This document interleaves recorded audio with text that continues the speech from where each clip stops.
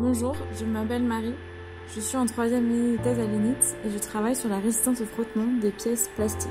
Je m'appelle Camille, je suis en 3e année de doctorat à Safran au laboratoire de l'ENIT et je travaille sur le vieillissement de pièces en matériaux composites.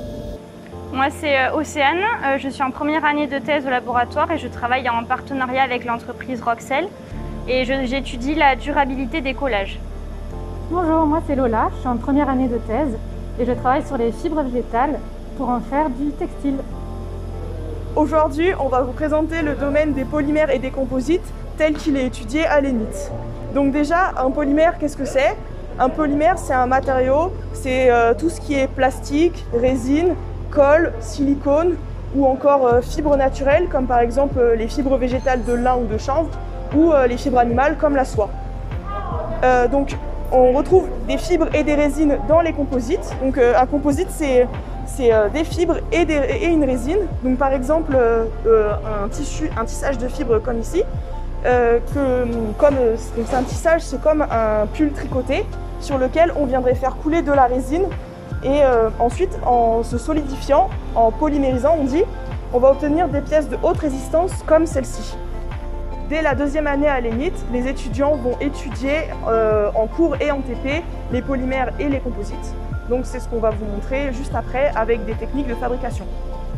Alors certaines machines sont développées par les étudiants de l'ENI. Donc par exemple comme cette machine de rotomoulage qui a été développée lors d'un projet par des étudiants de PS. Donc cette machine permet de faire des pièces comme celle-ci en plastique creuse. Alors on va appliquer de la poudre dans un moule comme celui-ci, que l'on va ensuite chauffer et mettre en rotation. La poudre va s'appliquer le long du moule et à la fin, on va obtenir une pièce comme celle-ci. Donc là, on se retrouve ici pour un essai de thermoformage où on va venir, à partir d'une matière première comme celle-ci, venir appliquer la matière sur un modèle et obtenir une pièce voulue. Donc en fait, le principe du thermoformage, on va placer cette plaque comme ceci sur la machine. Donc avec une partie, on va s'assurer qu'il y ait une certaine étanchéité.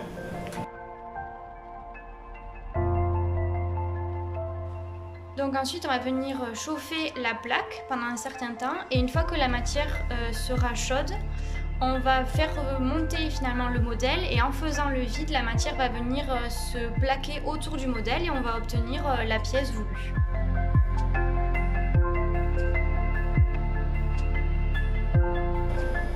Donc voilà le type de pièce qu'on peut obtenir en thermoformage. Donc ça peut être aussi des pièces de la vie courante avec des pots de yaourt ou des barquettes pour les gâteaux par exemple.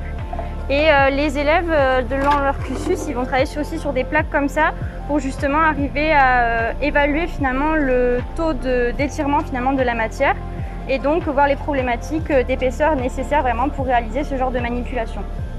Je vais vous présenter maintenant le procédé d'injection avec cette machine derrière moi. On peut réaliser par exemple ce type de pièce que nous réalisons avec les étudiants lors des TP. Vous avez ici le moule dans lequel on va faire les pièces. Je vais lancer un cycle. Donc là, je ferme le moule. Puis la matière est injectée dans le moule. Et enfin, la pièce est injectée. Donc là, on est dans la partie du laboratoire où on va venir caractériser les matériaux. Donc les étudiants, quand ils vont pouvoir manipuler les différentes machines qui se trouvent ici, ça va être pour étudier les propriétés mécaniques des matériaux, étudier la résistance des matériaux, également mettre en évidence leur composition chimique. Mais au quotidien, ce sont des appareils qui sont utilisés pour des projets de recherche par les doctorants. Donc moi, je travaille sur la durabilité des collages, donc je suis en 1re année de thèse, et là, l'objectif, c'est de voir finalement l'évolution d'un collage au cours d'un vieillissement et de l'optimiser.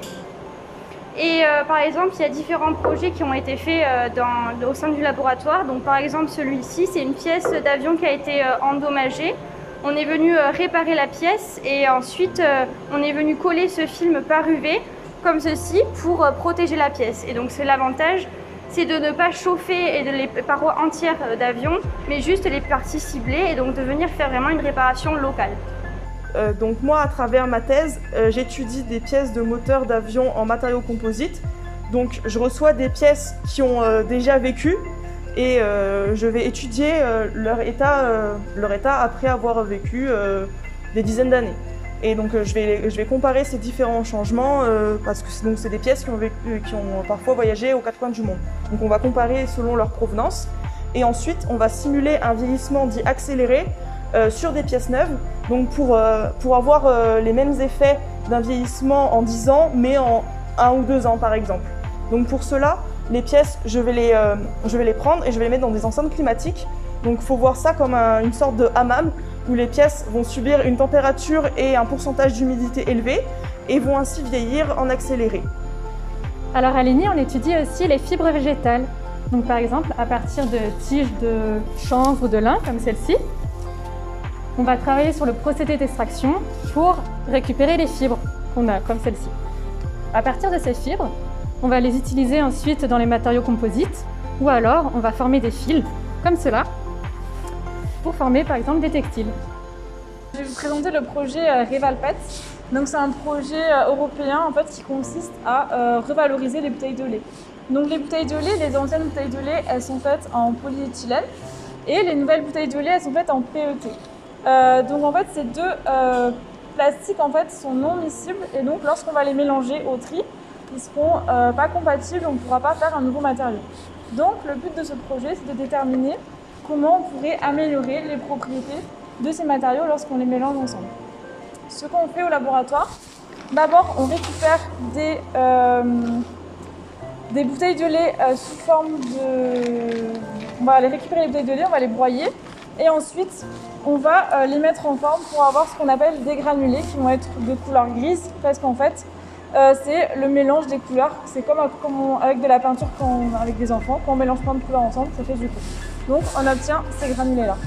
Et à la fin, nous, ce qu'on va faire, on ne va pas faire des pièces qui sont utiles dans la vie quotidienne, mais ce qu'on va faire, on va faire des pièces qu'on appelle des éprouvettes, sur lesquelles on va pouvoir les tester, notamment les étirer.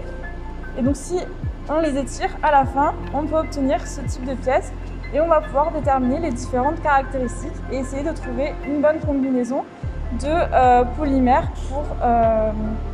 pour avoir les meilleures propriétés mécaniques. Un autre sujet sur lequel on travaille au laboratoire, c'est sur l'étude des frottements et notamment sur l'étude des frottements des polymères. Donc le but, ça va être de trouver comment on peut réduire l'usure de ce polymère, par exemple de cet échantillon-là. Et on va faire des essais de rayures en fait et ça pourrait être utile par exemple pour le pare-choc des voitures pour éviter que les prochains pare-chocs de voitures ne soient usés.